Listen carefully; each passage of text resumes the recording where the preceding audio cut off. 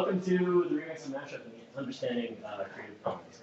I'm Rob Delacreta, I live about myself. I'm a freelance photographer, graphic designer, I write for Macworld.com. I'm a product sample designer and prototype builder for a local inventions company. Information is what I do, sharing information, finding new ways to do it. Technology theory is a big hobby of mine. So the breakdown really here is the remix, why we're all criminals, and how to fix that. So to start things, I'm going to give you a few examples of the remix and Mashup. For most of the music based, just because it's something we can all understand, we can all drive with, I don't have to explain it to you. So we're going to start with disco. So in 1972, this guy, Tom Moulton, he's a male model, and he goes DJing at this place called Fire Island off Long Island, actually. And he DJs on the weekends, and he realizes that he's getting these 3-minute singles from the producers. And people would jive into it, and then the music changes and they stop. They get kind of worn out, and they just go home because there's no flow to the music. So what this guy does is he spends 80 hours in a couple cassette tapes and a pair of scissors, and he starts chopping it up and taping it back together. And he works out the parts of the song that the people really enjoyed, and he would loop them. And he would tape it all back together, and in the end, he's got 45 minutes of a fantastic dance for them. So he gives this to the DJ or whatever, and he lets him play it. He just walks away, goes home. And it takes a couple days for it to kick off, and then suddenly he's getting phone calls at 2 o'clock in the morning saying, man, this stuff is outrageous. You need to get this stuff out there. The people love it. So in the end, what happens is, he ends up blowing up completely. He starts working with artists like Gloria Gaynor and Grace Jones to bring us some of the most popular hits of the 70s. Because he took something that the people didn't like, and he chopped it up, and he made it something they did like, because there were little bits that they were attracted to, they just weren't in the right spot. Grace Jones is known for I Will Survive. So next, I'm going to play a piece of music that you've all heard. You've all heard it hundreds of times. You have no idea what it is. And it's all about the people's choice.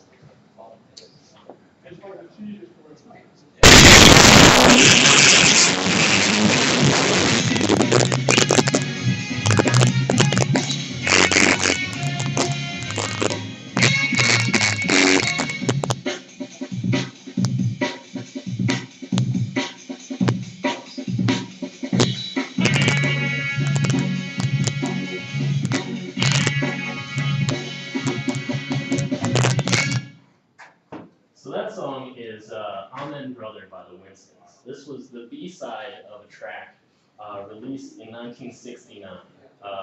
B-side of the record called Color Him Father. So Color Him Father made it to the top of the charts. And it was a big deal. They won a Grammy for it and everything. But on the other side was this.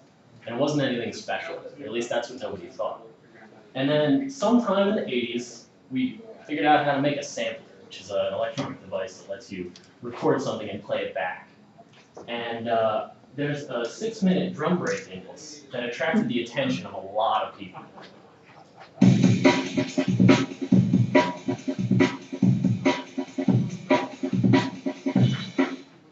So people like Run DMC and other artists pick up on this with a sampler, and they start working it into their music. They take something that somebody else created, being the Winstons, and they work it into their own thing.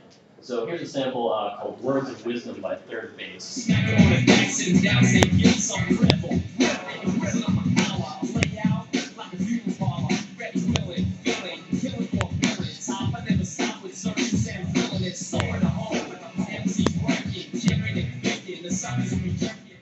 here's King of the Beats by Mantronics.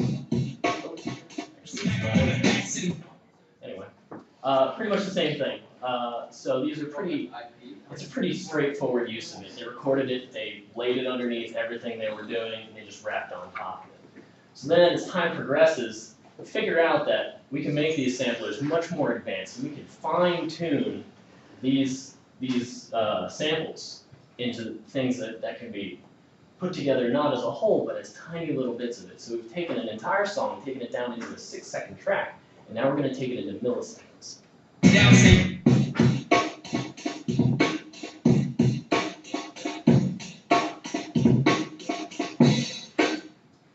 So when we figure this out, the trance and techno and electronica scene in the UK starts to explode. And they start doing some crazy stuff with it, stuff they've never even heard of before.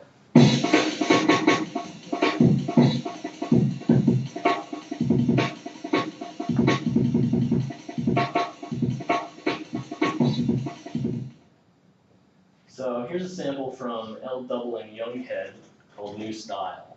Got new style. A real raga beat to it. So it was something that was born out of fun and good old American, let's get down and dance with each other. Some ridiculous UK electronic. And this is something, I mean, if you play that to the Winstons, they'd probably bomb on the spot. I mean, it's pretty intense. And it just got worse over time as people started to really brutally abuse this sample. Here's Herbatsky with Routine Exercise.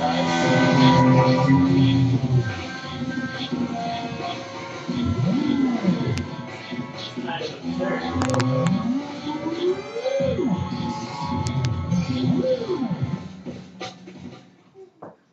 And then we're going to bounce all the way back to America, and here's Perry Farrell doing a Led Zeppelin cover of Whole Lot of Love. Perry Farrell is the frontman for Jane's Addiction.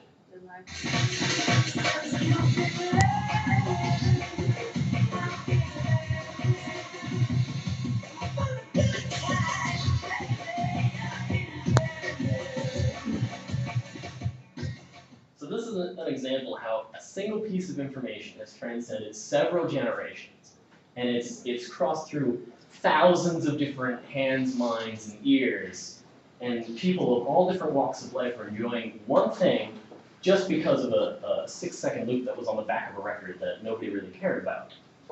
And the really funny thing here is that that piece is copyrighted. It's copywritten by the Winstons in 1969, just by the very act of creating this thing. It's copyrighted. They've never gotten a dime from it. They've never sued anybody. The Winstons are still together, but with all different members of the band. And there's one member of the band, I believe, he holds the sole copyright. He honestly doesn't care. He's been asked about it several times. He doesn't care. There are companies, if you're a DJ, you can go to a company that sells samples. You can buy the Amen break. Other companies have taken this 6-second loop, cut it out of Amen Brother, and they're selling it for profit, which is obviously a direct violation of copyright law. But they don't care. So then, along comes the internet.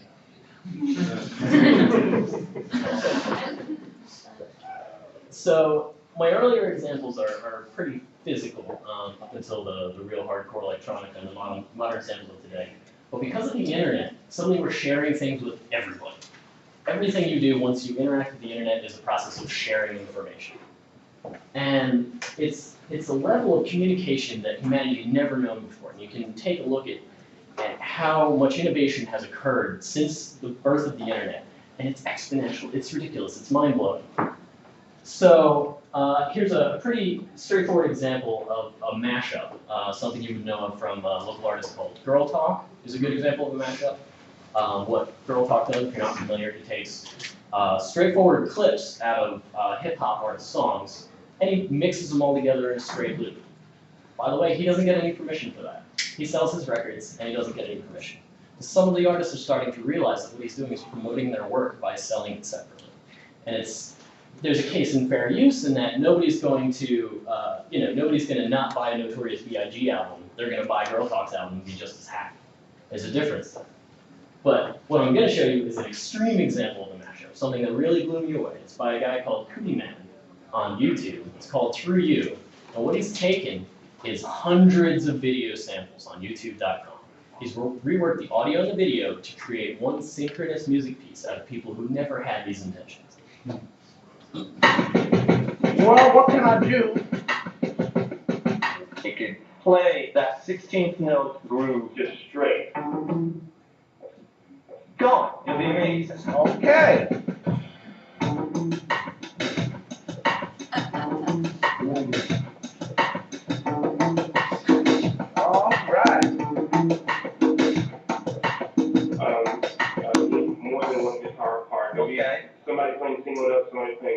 they'll mix them together. Okay, and let's just pick the mother of all funk chords. Let's pick a ninth chord.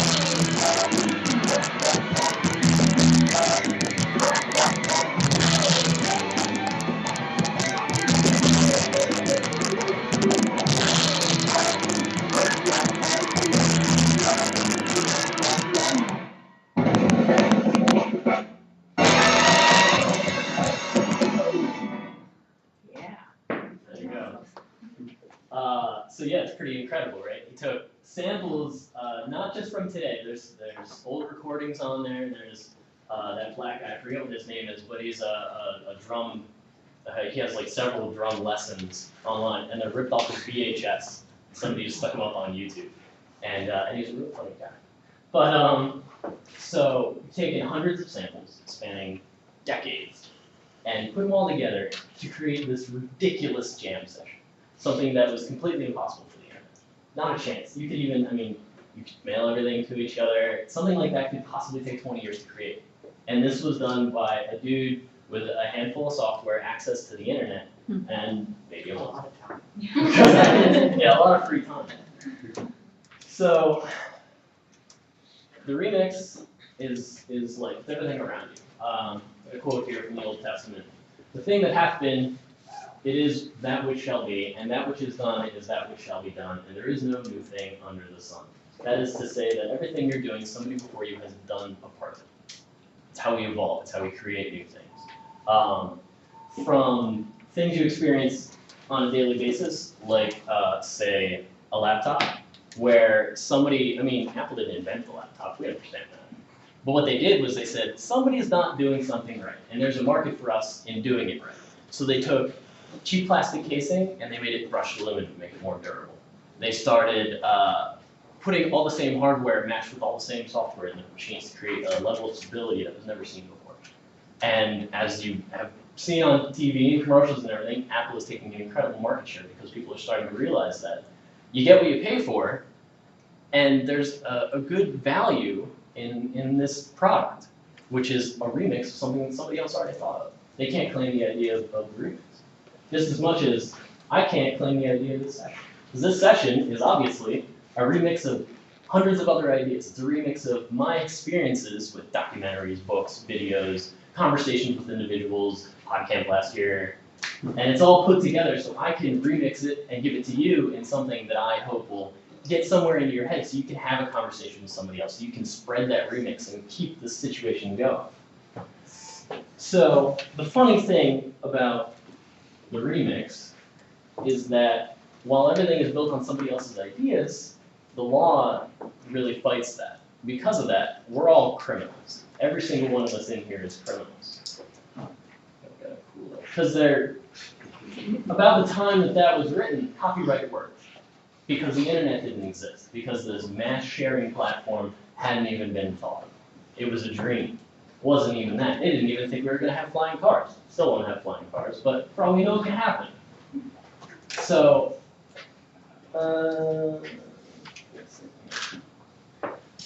so here's a question for you. If you accounted for every copyright violation a single individual did in a day, how much do you think you would owe in fines? Anybody? So, come on. Copying emails, sending files, making presentations. In one day? Yeah, 1 day. 3 billion. It's a lot of units. It's it's a bit lower. You owe $12.45 million. If every inch of copyright was pursued, most individuals would owe an average of $12.45 million. Next year, 3 billion. Yes. There you go. So the biggest problem here is that the government gives us no way to successfully manage our copyrights. You have a copyright or you don't. A lot of people think you have to file for a copyright.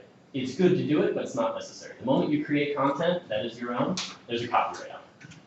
And the only way to release that into the public is to declare it, which even then can be fought in court after you've declared it.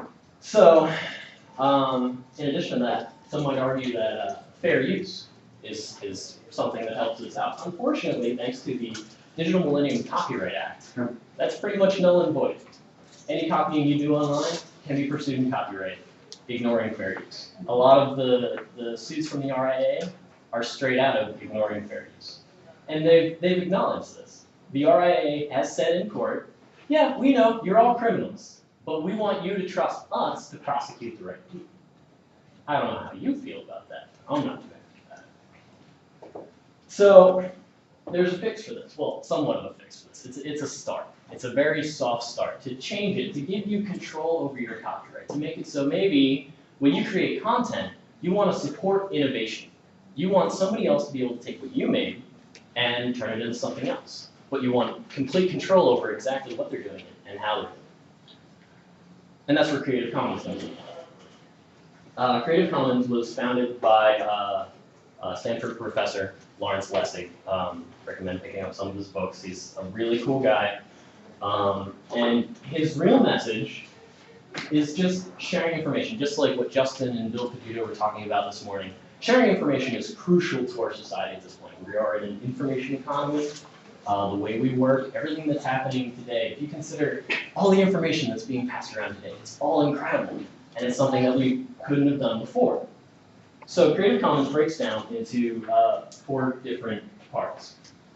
There's the attribution feature, the no derivative works, which would say that you can copy my content, but you can't derive anything else from it. Share alike, which says that I'm letting you have my stuff, but it means whatever you make from my stuff, you have to give to other people too. And non-commercial, pretty self-explanatory, you can't make money off my stuff. So,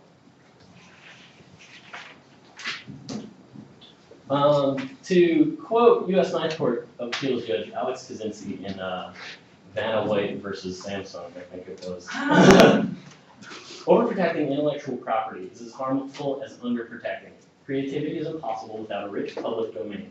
Nothing today, likely nothing since we came to Fire is genuinely new. Culture, like science and technology, grows by accretion. Each new creator, building on the works of those who came before, overprotection stifles the very creative forces it's supposed to nurture. So, for instance, I'm a photographer. I do a lot of photographs that I'm not licensing to my clients. If you look at my Flickr profile, you'll see that it's licensed Creative Commons. And I want people to, because I'm not, I can sell prints if I want to make money off it. But as digital content, I feel it needs to be free. If somebody wants to remix my stuff and make something out of it, very cool. But at the same time, I don't want somebody else making money off my stuff. And if they're sharing my stuff, I want my name on it. So my Creative Commons license is attribute, non-commercial, share alike. Because I just want to spread it, I want to get it out there. There are several Creative Commons licenses that can work in a commercial sense. There was a really great short period Creative Commons license that was for developing nations. And what that said was, if you're an architect and you're working on green technology, stuff like that, you want to be able to make these blueprints, but at the same time, you understand that architects in developing nations, they can't afford this stuff, but they need it so badly to survive and to thrive and to build themselves up. So the Developing Nations Creative Commons said that as these architects created these plans, if you're in a developing nation, it's free. Do whatever you want with it. You don't have to attribute it. You can sell it. You can really just go crazy. But if you're in anything but a developing nation, you owe me money. So the big message is to help save the world. I mean, it's about just thinking more about licensing your stuff. When you just create something and put it online, or whatever, you don't license it, you don't think about it, you're actually doing something by not doing something. You're putting a copyright on it. And as soon as you put that copyright on it, it creates a brick wall. And that means that nobody else can touch your stuff. And like I've said so many times, it's just, it doesn't let it propagate itself. It can do wonderful things. We can see so many innovations. Sharing information is what created the internet. And sharing information is what's going to keep society turning its wheels, and as we're working towards a free economy and Moore's law and exponential advancement of things, and everything's changing so quickly, and it's just going to get faster as long as we keep this going. So what you can do is look at Creative Commons. You can go to creativecommons.org. There's 2 sections to it. There's one section that'll help you find content that's Creative Commons licensed. There's well over 1 billion Creative Commons licenses at this point. It's pretty incredible how much it's picking up. The government is still pretty much ignoring it. You can also create the license, and they're really easy about doing this. It's not, you don't have to read any legal documents to figure it out. They made a point, as lawyers, to make it so people who aren't lawyers can do it. So it's all broken down really simply. So you go there, and you click the button to create a license, and it'll ask you what you want to do. It'll say, do you want other people taking your stuff? Yes. Do you want people to be able to buy the stuff that people are making off of your stuff? No. It's real simple, really easy. Flickr has it built in. As John Carmen and Woodcheck were talking about a second ago, there's a lot of blogs that have it built in. There's a lot of already implemented options for Creative Commons. And it's so easy for you to take 5 seconds to say, you know what I'm doing on my blog, when I'm creating content, or when I'm creating photos, I want other people to be able to take advantage of that without worrying about being prosecuted down the line. So consider saving the world, and consider a world without pirates and criminals. There you go.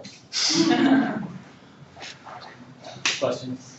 I have one real quick. What if you use Creative Commons material, say, on your website? How would you, in turn, show it back to the Creative Commons? Like if I use a photo from Wikipedia in my report and I publish it on my website, Yeah. If I said this is Creative Commons, anyone can use it in any way, this is the original license that I write from. That's actually a pretty good deep question. I've been about it a lot lately. There are a lot of, when you create the license on creativecommons.org, there's like a click through, and it will tell you exactly what you can do with it. It'll take you to the Creative Commons website and spell out all the different options on that license. Basically, the idea is it has to continue through. There are several options in combining those 4 that create null elements, where somebody would be able to share something non-commercial and create something commercial out of it, and they kill all of those options. So essentially, if you find something that is share alike non-commercial, whatever you make has to be share alike non-commercial. Rob, you said the government has basically ignored this.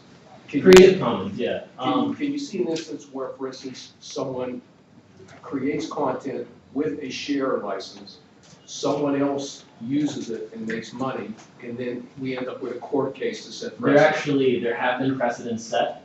What I meant by the government is mostly ignoring it is that they're not looking to change copyright laws anytime soon.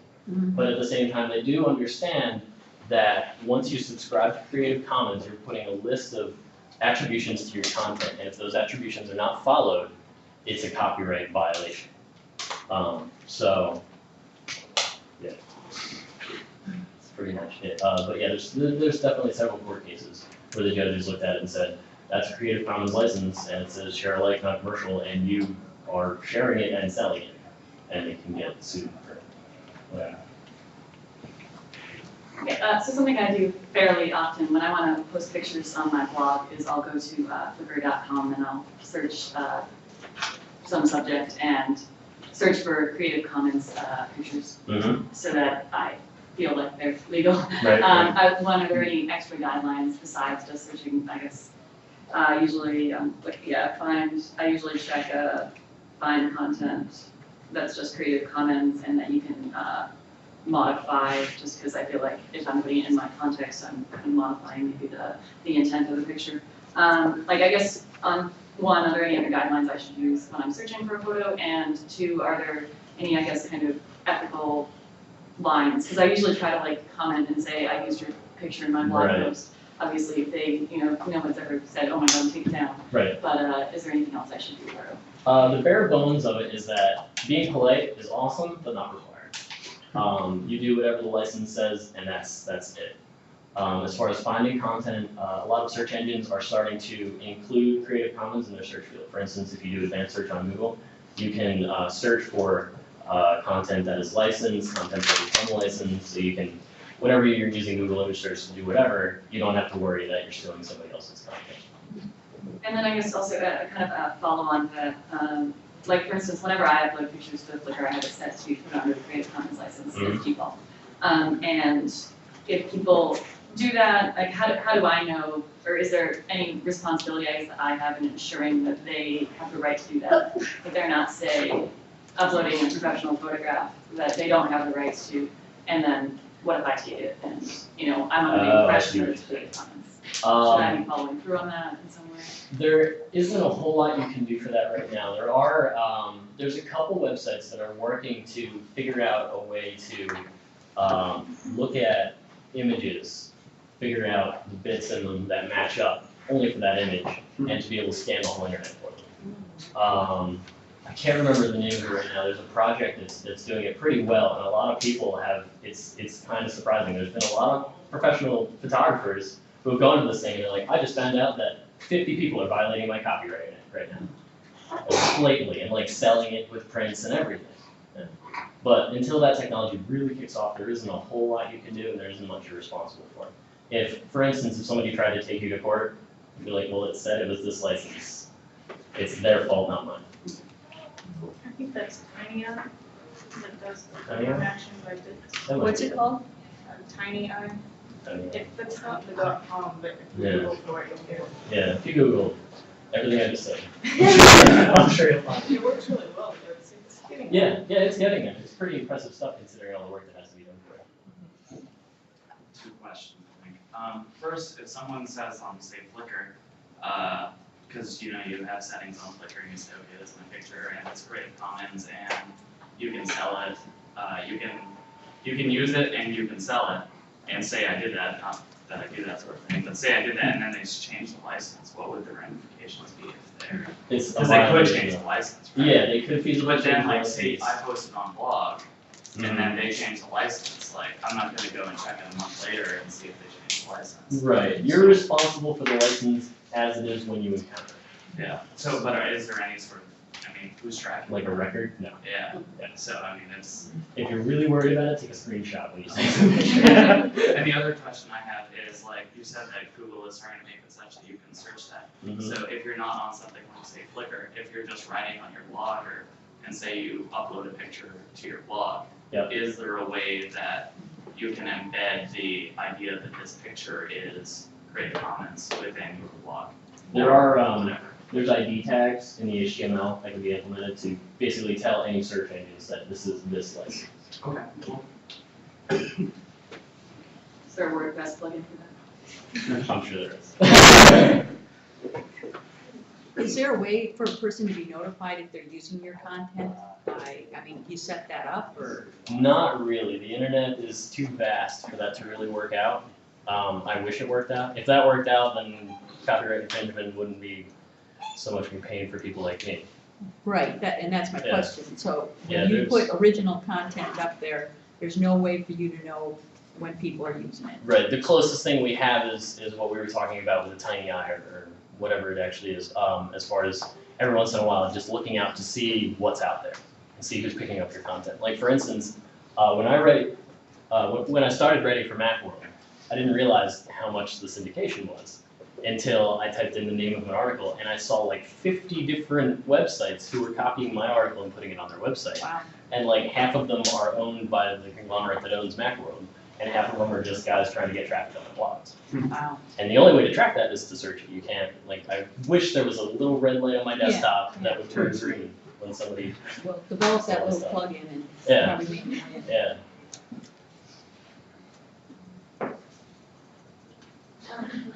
One of you. Can you check any of that with Google Analytics, like who's downloading what? Alex.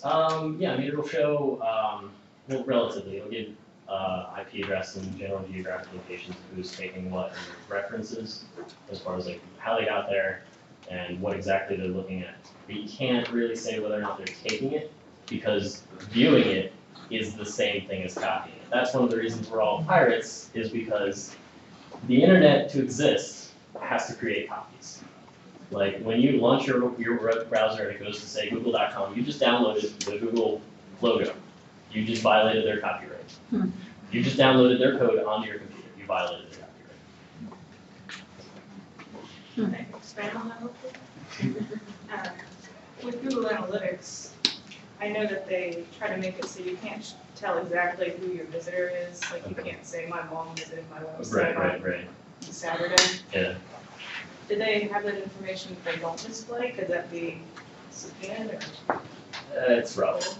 It's really rough. To subpoena an IP address is kind of a half and half sort of situation because an IP address only represents a machine, not a user. So, I mean, if it's in your house, it's one thing, but you can say like, oh, well, there were 3 people in the house that day, you tell me who was violating that copyright. Yeah, right? The dog was using my computer. The dog stole your copyright. Do you have any suggestions or guidelines that you would tell educators to maybe get some Creative Commons licenses on student work? Like in K-12? Right. I know there's a lot of teachers getting together for Creative Commons because obviously education is sharing information, and it's a really important thing. So what they're actually trying to do is work with the Creative Commons mission to create special licenses for educational content. Okay, so for instance, we have an event that's coming up and we had a logo contest for our students. Right. And so that logo, the winning logo is now posted on our website. Right. But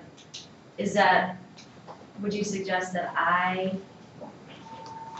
kind of talk with the teachers of the student or I just go ahead and make the license for that?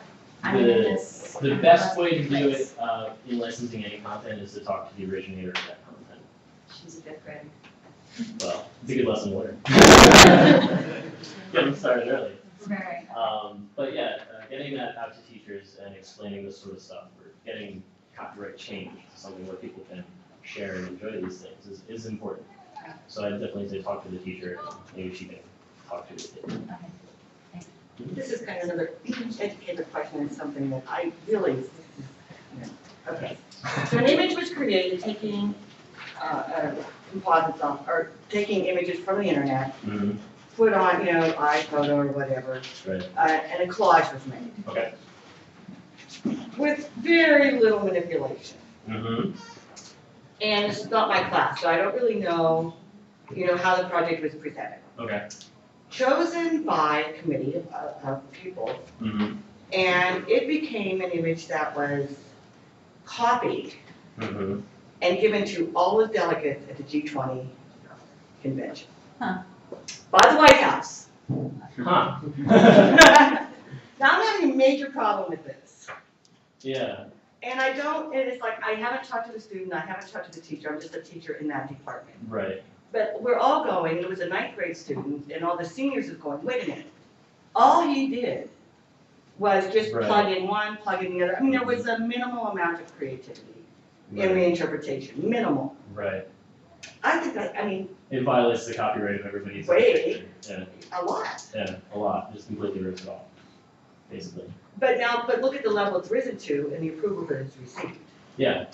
That's the funny thing that makes us all criminals is that when we look at content is king. We don't care who made it at some point. When you look at a painting, you don't care who made it. You see that image, and that's what you get overwhelmed by. You don't look at the license. It So wasn't an overwhelming image. It should never have been chosen. yeah, but I mean, how do you tell children? I mean, how do you teach this to kids? You should not be doing this. it's When the museums do it as well. yeah, when the You museum. know, the museums are doing it as well. They're It's- taking photographs Yeah. from Sam Abel, I think was the one where his Okay. photograph was appropriated and put in a Guggenheim. Yeah. Yeah, it's rough. I mean, the schools obviously hate plagiarism. It's just they don't teach the extent of that. They say, don't plagiarize by doing your homework by copying out of a book. They don't explain the way copyrights work, and there's full-grown people who don't realize how copyright works. They don't realize how licensing works and content works, and understandably, there shouldn't be that much to understanding it. But that's the way it works. I think teachers really need to, at a younger age, start explaining how everything is laid out. Yeah. It's kind of an uprising against copyright is what it is. Because, like I said, it's just something that used to work and now it's completely broken. Is there a certain amount of manipulation that gets you around copyright for the picture? That would be arguing fair use. Depends on what day of the week and what judge you're talking to. Yeah, I was just gonna say, like, Shepard Fairey, I'm not a big fan of Shepard Fairey, to be honest. He's a cool guy, and he makes pretty things, but the way he treats other artists is not really cool. Because he, like the image of Obama that he made for the Obama campaign, he took that image without the photographer's permission. And then he remixed it Wow. and is selling prints of it and making a profit off of it. And at the same time, he's suing other people who are copying his stuff without permission. Don't try to use the word obey. Yeah, You can't use that word. obey is a good way to get yourself sued. And you could meet him tonight at the Warhol. Yes, go down to the Warhol, tell him what I said. Don't tell him. But, yeah, The old standard used to be 30/70. If you changed it more than 70%, or there was 30% of the original left, then you were in violation. right, But every time the mouse has been about to come out of copyright, they've extended it and changed the law. So yeah. And they the keep. United States copyright law is the most draconian in the world. Absolutely, And I'm a published author, so I've got stuff out there in old school copyright. right, And I'd had no problem with it going out under the old law, which was, I think, life of the author in 15 years or something. yeah, But nothing in America in old school has come out of copyright since 1927. yeah, exactly. Things are frozen in time because of copyright. They can't be touched. And there are public domain things. You can go to archive.org, find tons of public domain stuff. But like I said, public domain is an arguable thing. Like, I can say, this is now public domain. I can also sue you for that. It's not taken from. Doesn't really work. And as these things come through Congress, it's understandably there are a lot of important things to deal with, but there used to be a limit on how long a copyright can be held, and it used to be 7 years, and now it's 150 years, and it just keeps getting bigger and bigger and bigger instead of fixing the problem. I have a question on the don't make money off the part of the Creative Commons. Mm-hmm. If if I download one of the pictures and I put it on a CD cover or a book cover, Yeah. am I in violation? I mean, I'm not selling your print, I'm not selling your image, I'm just using it to sell music to the. It's still considered commercial use. So.